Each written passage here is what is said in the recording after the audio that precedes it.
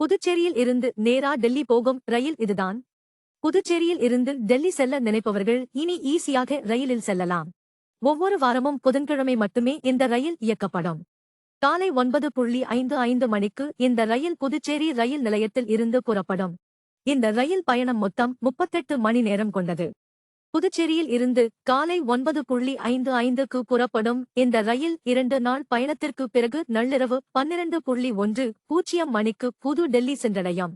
இந்த ரயிலானது புதுச்சேரி டு விழுப்புரம் சென்று அங்கிருந்து நான் ஸ்டாப்பாக சென்னை எழும்பூர் வந்தடையும்.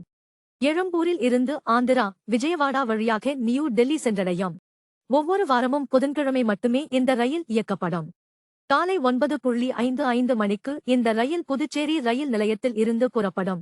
புதுச்சேரியில் இருந்து டெல்லி செல்ல நினைப்பவர்கள் வாரத்திற்கு 1 நாள் மட்டுமே இயக்கப்படும் புதுச்சேரி டு நியூ டெல்லி எக்ஸ்பிரஸே ரயிலை பயன்படுத்தலாம்.